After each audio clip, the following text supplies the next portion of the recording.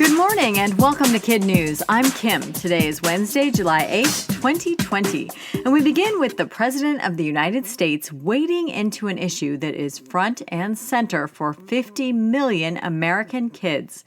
At a White House event yesterday, Mr. Trump said come fall, it'll be time for students to return to the classroom, and he'll be putting pressure on governors to make it happen. Ultimately, though, he said the decision will be left to local lawmakers based on the state of the coronavirus in their particular area. The news comes as the infection curve surges in dozens of states, with Texas and Florida hardest hit. Even so, Disney World in Orlando is pushing forward with plans to reopen. Tomorrow and Friday, annual pass holders will get a chance to visit the park before the official reveal on Sunday. History has been made in the sporting world. 24-year-old Kansas City Chiefs quarterback Patrick Mahomes just signed the biggest contract for an athlete ever.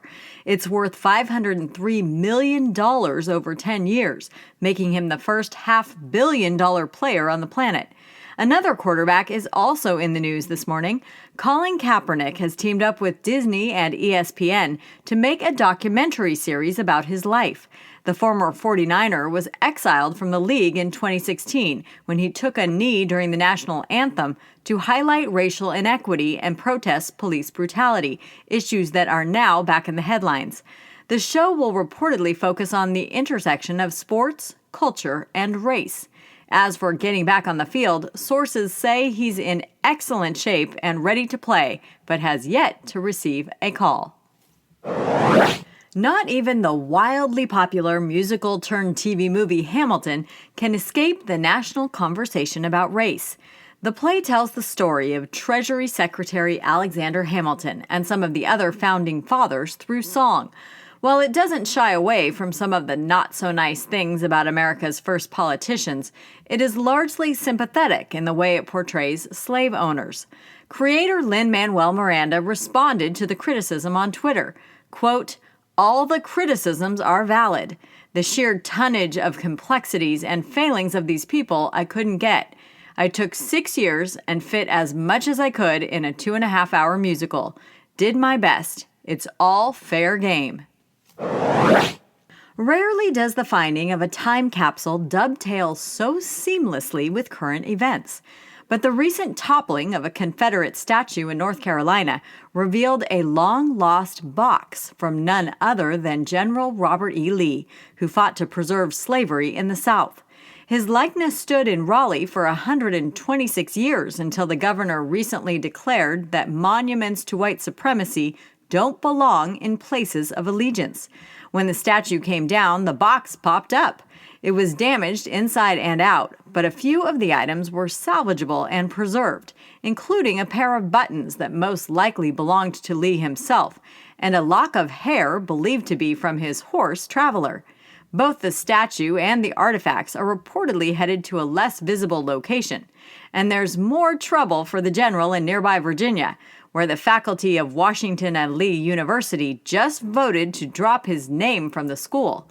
The move is considered symbolic, but has been sent to the Board of Trustees for further review.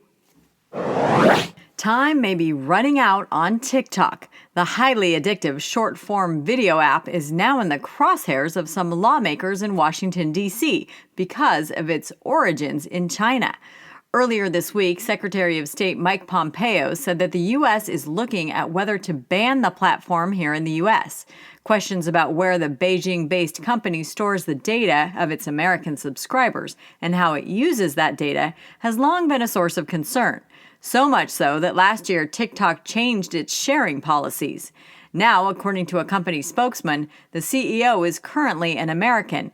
It takes privacy seriously and does not share personal information with the Chinese government. And that's it for KidNuz this morning. Now, our KidNuz quiz. Who says he will pressure governors to get kids back in the classroom this fall?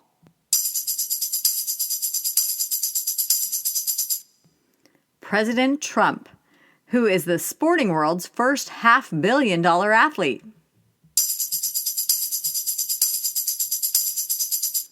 Kansas City Chiefs quarterback Patrick Mahomes. What popular musical is now getting criticized for its handling of slavery? Hamilton. What was the name of General Robert E. Lee's horse? Traveler.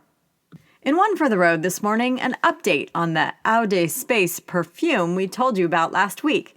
The Kickstarter campaign to bring the scent of the stars to bottles on Earth has now raised nearly $400,000. The purpose, an ex-NASA chemist recreating the hot metal fried steak smell reported by astronauts, is reportedly to inspire students to pursue careers in STEM subjects. If and when production starts, the perfume can be ordered in bulk for learning institutions or in individual 4-ounce bottles.